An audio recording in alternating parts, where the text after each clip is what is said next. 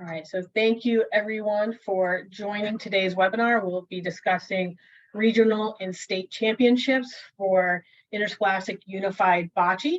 So I'm hoping that we'll be able to answer as many questions as humanly possible for you to make the decision if postseason play past your league championships is something that your team is interested in doing.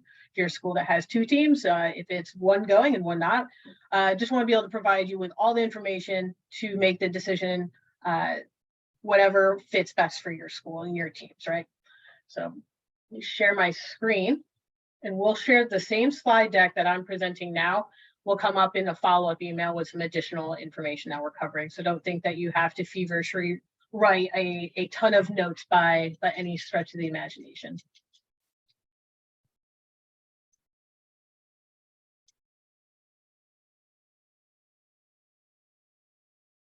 All right. So we'll go ahead and get started here. All right, a little bit about the agenda. Here's the general things that I definitely want to discuss today. I want to talk about advancement, what that looks like. The process is slightly different this year. As we continue to grow, there has been some changes that happen. So I want to make sure that there's clarity around what that process is, from your individual league to a regional competition to states. Okay, what does that look like? Then I want to dive deeper into what does regional competitions look like, and then what does the PIAA/SOPA state championships look like. Also talk about the letter of intent, some frequently asked questions, and then allow some time at the end for you to ask any questions that you may have. Please don't think that you have to hold on to a question until the very end. We have a chat box that's available for you, so don't think you have to write anywhere else. Drop it in that chat box, and we'll make sure that it is addressed by the end there. So please feel free to answer those. If they are very team or school specific and aren't for the greater good, I'll probably ask for you to hang after this webinar so we can tackle that on a one-to-one basis if there's a particular situation that we need to talk about. If it is for the greater good, we'll definitely talk about it and make sure that somebody that may have the same question as you has that answered as well.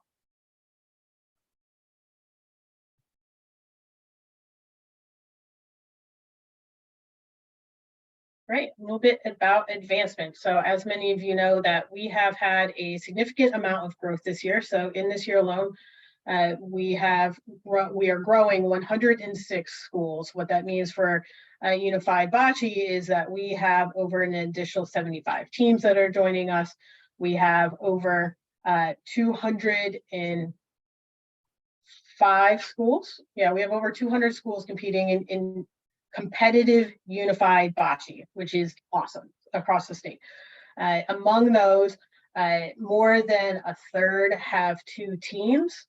So we are on the cusp, if not slightly over 300 individual teams that is competitively competing across the state. That number will only continue to grow, and it is in large part due to all of you fine folks and folks like you that aren't able to join us on this call, that are doing amazing jobs coaching, providing a positive, awesome experience for your athletes and partners that are competing. And that word of mouth of that excitement and joy spreads very quickly. So we do not have an issue of recruitment when it comes to expanding our offerings, which is certainly a blessing to us as a program to be able to continue to offer more and better opportunities to your participants. So what does our postseason look like? Okay, so I kind of want to build up from leagues up to states and offer some specific information. Again, we will dive into some specifics of regionals and states as well, but I want to lay out the pathway of what does this look like, right? So you are all competing in individual leagues at this point in time. There is a lot of amazing bocce happening right now. So we'll have over 200 games played, matches, not even just individual games. We will have over 200 matches that are played in interscholastic unified bocce this year. So each of you are completing in your individual leagues. The top teams in those individual leagues are the ones that will advance to regionals. So that exact amount is kind of determined by each league and the manager. Some leagues are bigger than others and are divided into multiple divisions.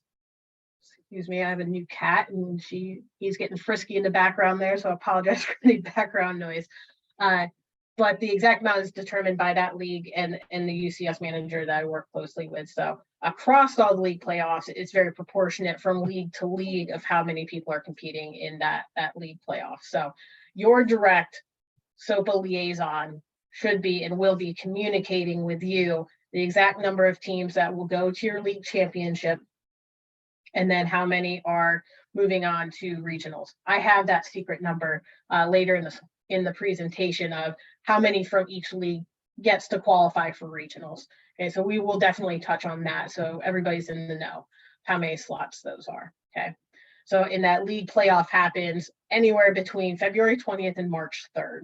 Okay, so your team wins in the league playoffs. There is enough slots. You're moving on to regionals. What does that look like? So these are the top teams from the leagues qualify to advance to one of 4 regionals that will happen across the state. These were very popular events last year, so we had to make a pivot due to COVID, and we hosted regionals instead of one large state event. We had 3 different regional events that happened across the state. This year with our growth, we're hosting 4. Okay. So the allotments that we will see in upcoming slides is based on the size of the league. So everybody will have a proportionate opportunity to be able to advance. Okay. Right, and for this, you must have a signed LOI. For our new folks, LOI is our shorthand for letter of intent. Letter of intent means you are making a declaration of your intent for postseason play. And that means a twofer. So if you opt in to compete in regionals, if you qualify for regionals, then you're also opting into state competition as well, should your team qualify. Okay, so we need to know that in advance for planning, right? So it's not a one and done deal. So if you're saying, hey, regional sounds great, but we're not so interested in states, that's a nope, okay? So it is all or nothing for postseason. We don't want to take opportunities from teams that do want to advance all the way to states. These regional events are all-day events, just as a heads up for everybody.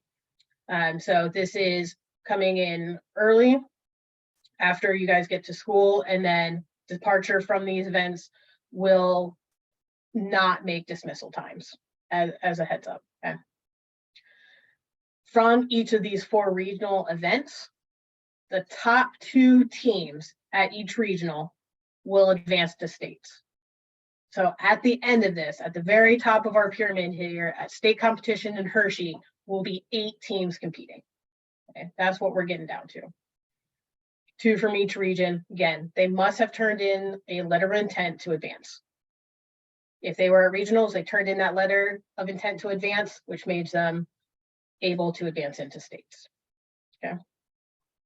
So we're whittling it down. It goes from over close to 300 teams in regionals. We'll have 38 teams down to 8 at states, is how that will progress. So this letter of intent that I speak of, what is it? Especially for the new folks. All right, so as I mentioned before, your letter of intent is a document that says, yes, my team is interested in attending states. This is also in your coach's handbook. Okay, so there is that right there. It will be due February 11th, as it's stated in there. There is a typo on that page that I will acknowledge right now, is that it acknowledges a Dropbox. There's not a Dropbox. Once it is signed, must be signed by an administrator from your school, preferably principal. If it's somebody else, that's okay, as long as they're administrator. That it is signed and sent directly back to your SOPA liaison. Okay. It's a little bit easier, it's a lot easier if we directly collect them and can put them in our file folders to make sure we sort them out and can be able to communicate back to each individual league of, hey, here who is able to qualify for advancement. So everybody knows who is potentially going to regionals and states. So that's something we try to be very transparent about. It's not top secret information. So we want you to know at that league championship level of, hey, who's interested in advancing, who's the hot and heavy competition that you need to compete against at that point in time, right? So you will submit those directly to your SOPA liaison. Everyone will receive what we call a PIAA SOPA packet of information that will go out next week. And that will have a lot of the housing and meals and information that we're going to talk about a little bit later when it's specific to Hershey, but we compile that all in one little package there for you. So you don't have to hunt for this or that in that guidebook. We'll compile it all in one. We'll send it. It will go to coaches and athletic directors CC'd on that same email. So everybody's in the know of it. So you're able to complete those. Okay. So those will go out the 18th. They are due to us by February 11th. Right. So if you are interested in advancing to regionals and states, that's a yes. It's all or nothing again. Then you need to complete that by February 11th and turn that into your SOPA liaison.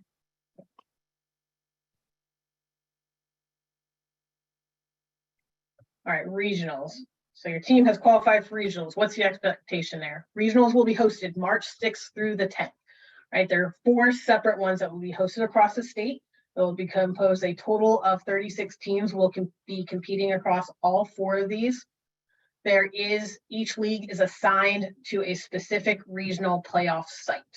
Okay, so that is not, hey, we're closer to here. We took a lot of time to map out where all of these schools are to try to put them in the most appropriate place, and then also balance out the number from each regional. So they were comprised of very similar sizes.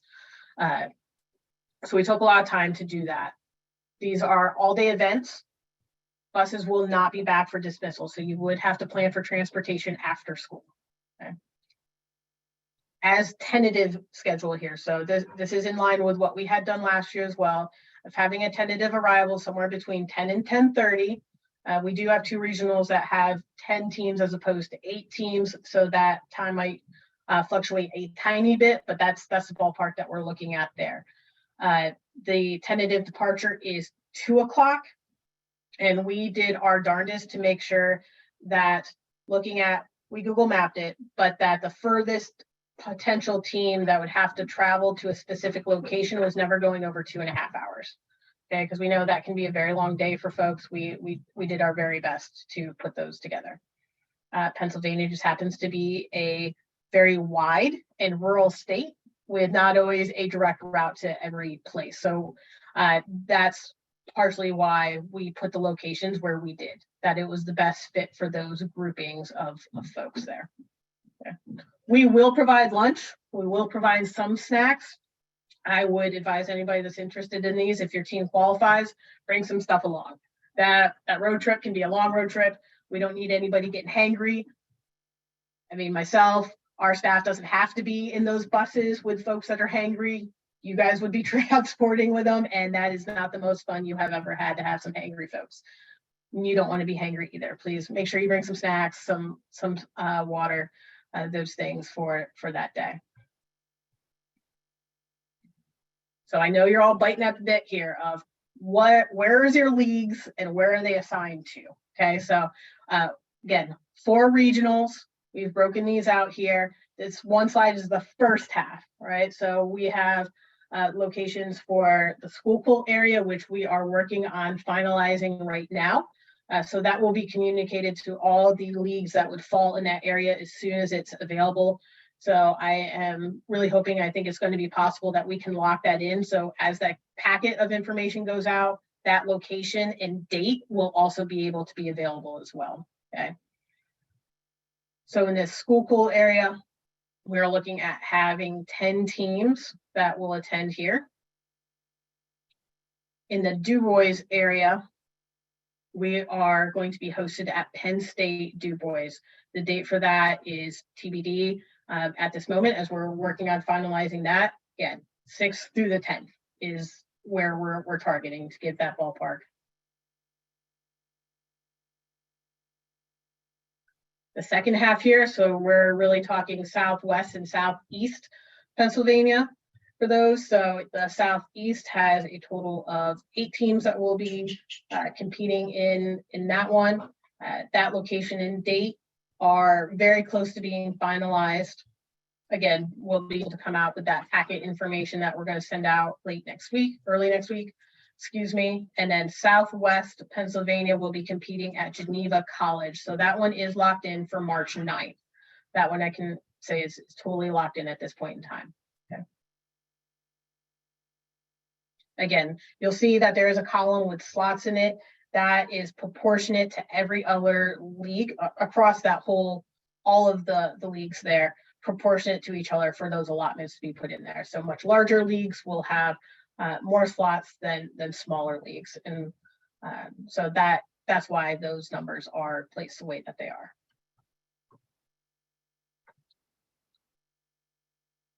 Right, game formats. So how will gameplay work? So it will work in a single elimination with a consolation bracket style play. Individual games will be played, not matches. So they won't be series of games. It will be single elimination, one game, 30 minutes or 16 points, whichever happens first, per usual, right, for our individual games during regular season. Top 2 teams from each regional will move on to states.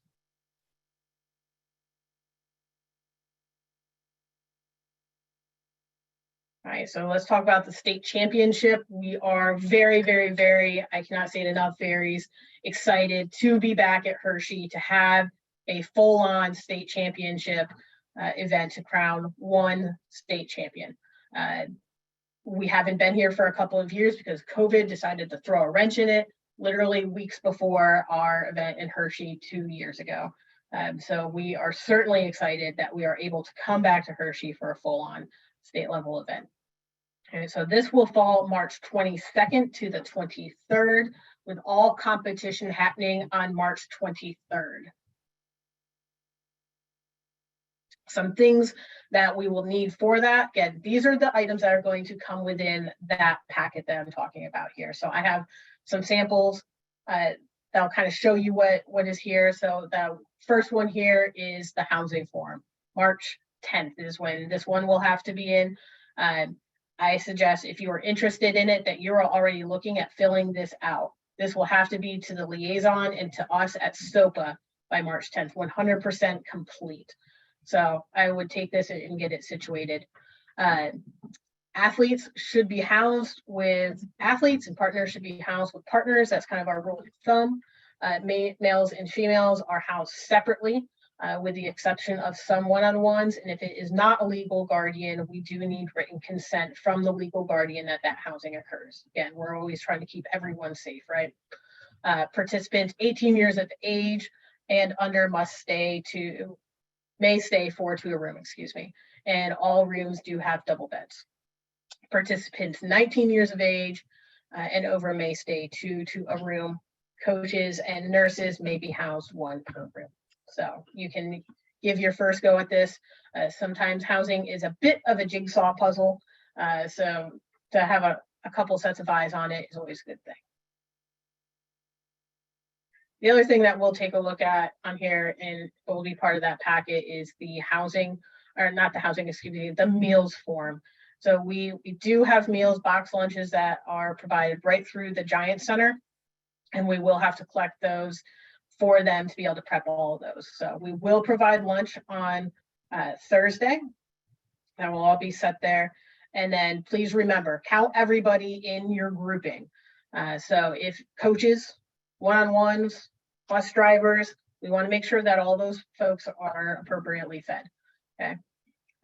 Anybody that will talk about second teams as that's coming up, that is a very popular question. If they have additional folks that they want to bring along, how does that work?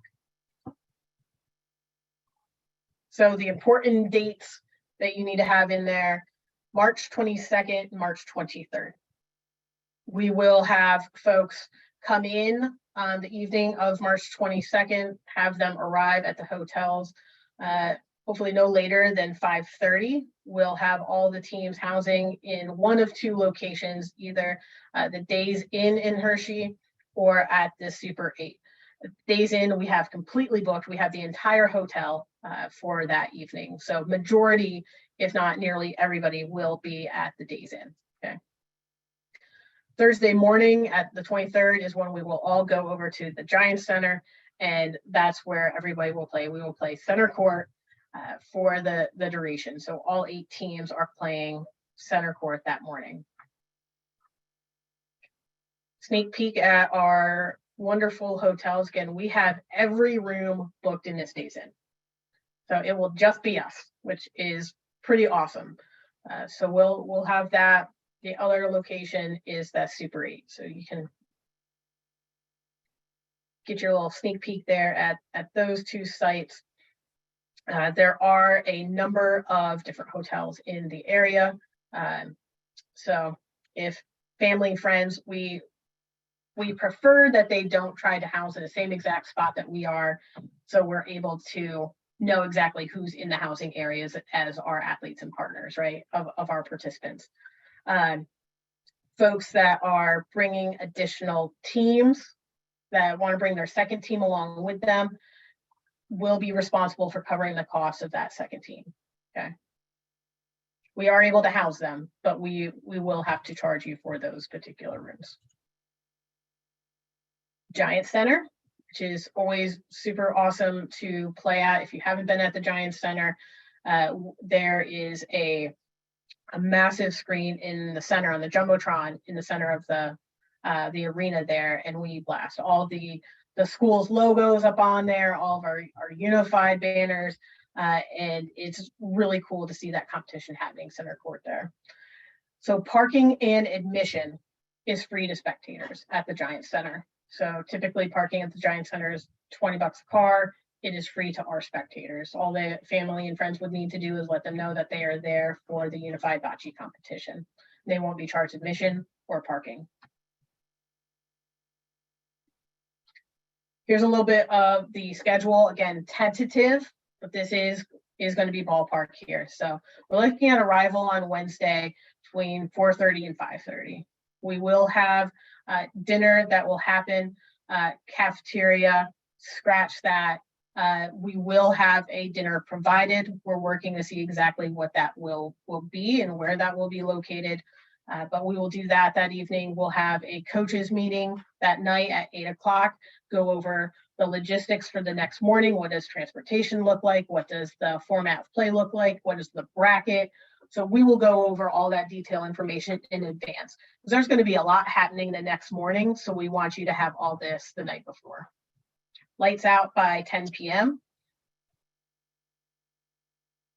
Thursday, bright and early start. Okay, breakfast will be served between 6:30 and 7 a.m. The earlier the better, because we will need to have folks start moving over to the Giant Center. It's very close. It's a 5-minute drive. But they need to arrive early so they can get into the Giant Center and be ready to go. By 7:30, we'll have an opening ceremonies, and then teams will be competing by 8:45. We will have competition wrap up right around 11 a.m. We have to coordinate with PIAA in the start of the first round of the women's basketball. So we are locked into a very specific time. We will end around 11. We'll make a lunch available in the bleachers. So those are those box lunches that we're taking all the forms in for.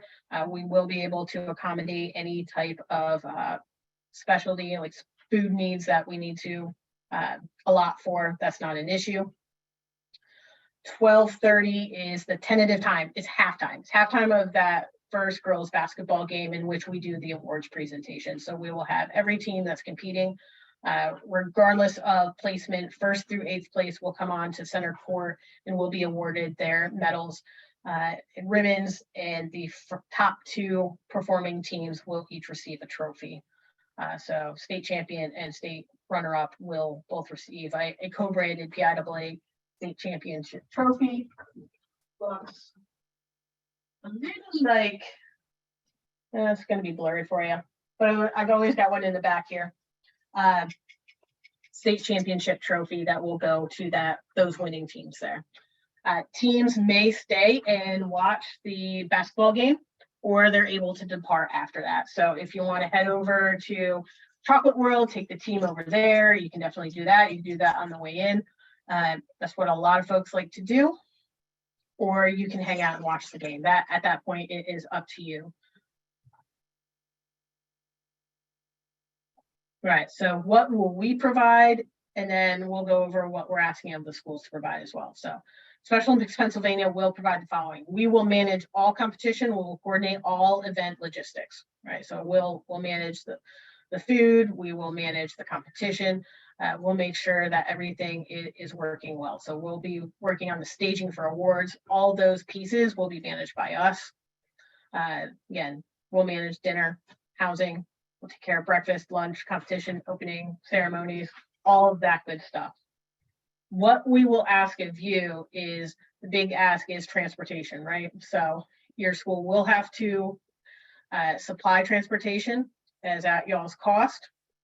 2 coaches are required for the ratio of 4 students to 1 adult per our policy.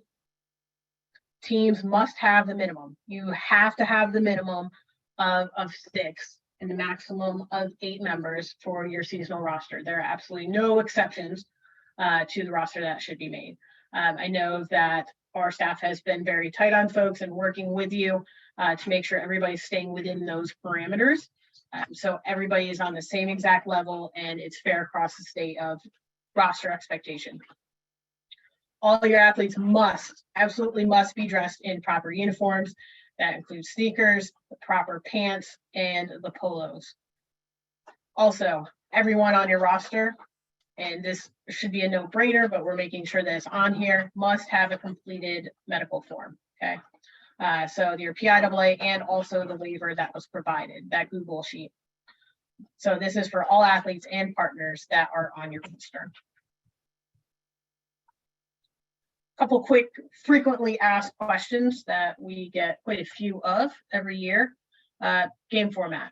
Does it differ from other rounds of play? No, it is the same as at regionals. It's a single elimination with a consolation bracket to determine placement. Individual games will be played, not series of games, and all games are played 30 minutes or up to 16 points. Okay.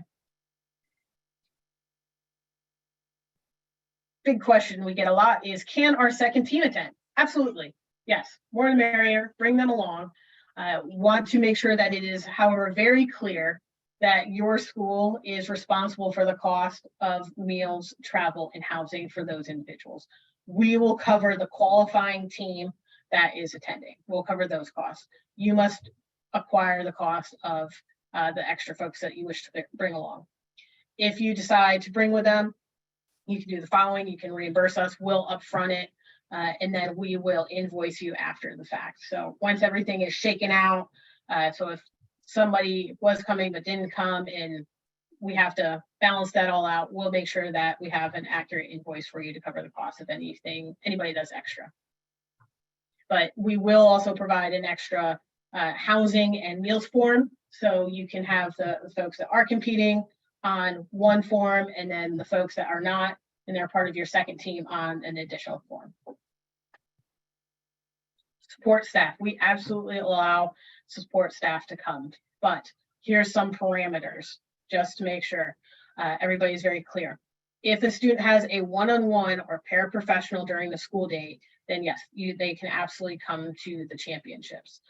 What we don't want to happen is these allotments of one-on-ones to fill up with folks to have generally as spectators and to toss into some housing. We don't want to do that. We only want to make sure that we're having support professionals that are being utilized during the school day for students that have had one-on-ones throughout the whole season. That's the appropriate time to have them on your housing forums and for meals and stuff, okay? Due to medical conditions of team members, there may be nurses that you want to include on your housing, and that is 100% okay. Well, please communicate with us that is a need. Please don't forget to leave them off of your housing so we can make sure that they are accounted for. So spectators and families are 100% welcome to attend competition. Again, the admission and parking is free at the Giant Center. Families will be responsible for their own transportation, housing, and food. So these are not folks that end up going on the order forms for extra meals to be reimbursed from the school, okay? So they will be responsible for their own things there. Again, they are not charged any type of entrance fees. All they have to do is let the folks know that are managing parking and the ushers that they're there for unified bocce, and it is not an issue. They will not be charged admission of any kind.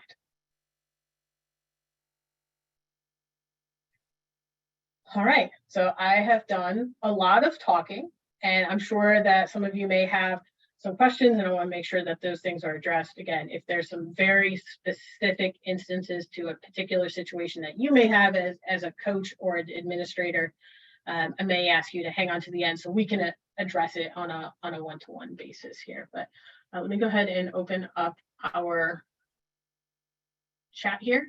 Take a look at what folks have submitted.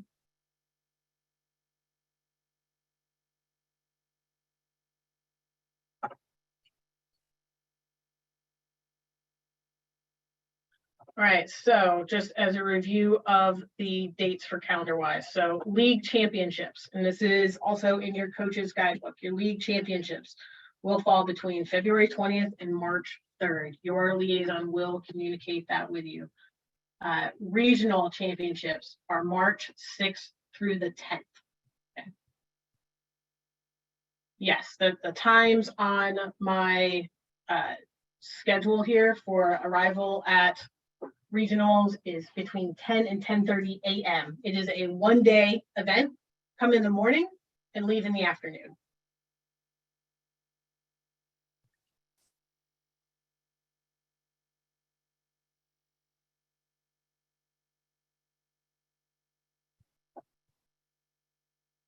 So from Kelly, Kelly asks, will there be a separate webinar for those of us hosting league championships?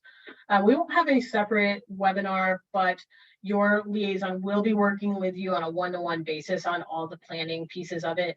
There are a lot of components that are exactly the same in expectation from us as an organization that happens at a league championship. So they will cover those bases with you. We won't host a separate webinar, but for like you, Kelly, Megan will be working directly with you on all the planning pieces for that league championship. And thank you for hosting Bedford. That's awesome.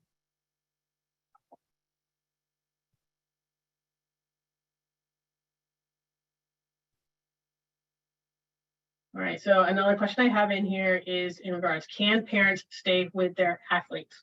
We do not want parents staying with athletes unless it is necessary for a particular reason. So we want to avoid that as much as possible. So we want this to be a really awesome experience for them. If the athlete has a need for some reason, we can talk about that, but we do not endorse that. We do not want parents staying with athletes. One of the things that we have required, if there is that, is that they have clearances on record. We need a copy of those, and that's for the safety of everybody else that's staying in the hotel. Not that I don't trust anybody, but it is just a safety thing for everyone involved.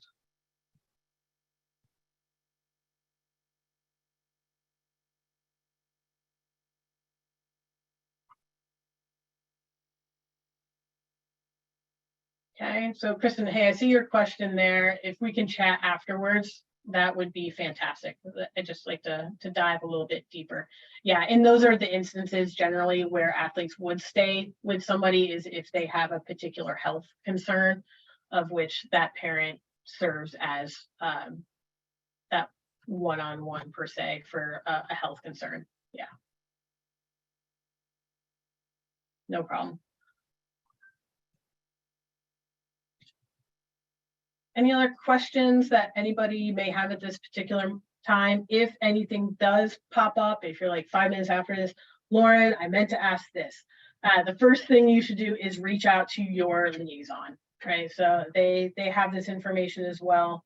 If it's something that goes beyond them, of their knowledge base, they can come to me and we'll work on an answer that we can provide. So go to your liaisons first, and we will make sure that you have every answer that you need to make the best decision for your teams that may want to attend.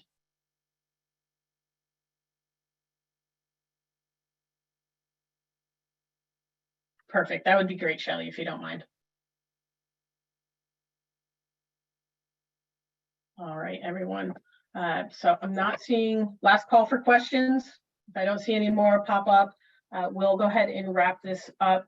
A copy of the slide deck, this presentation, and the packet of information that I spoke on, along with a breakout of all the regional assignments as well, will be coming to you by January 18th from your liaisons. So we've been trying to be very direct with making sure that your liaisons is your primary point of contact, so you're not getting other stuff from other people and things getting lost. So those things will be coming your way, so please keep an eye out for them. And as a quick reminder, February 11th is that drop dead deadline for your LOIs to be turned into your liaisons, right? Again, last reminder on that is if you're opting in for regionals, you're opting in for states. So it's not a one or the other type of situation. It's all or nothing. Okay. If you're not interested in going beyond league championships, no big deal. That's okay. Chris, I'm so sorry. I had so much exciting information to share with you. You're yawning at me. It's been a long day, right? So no problem. All right. I am happy to stay on. I'm going to stop the share. I'm going to stop the recording and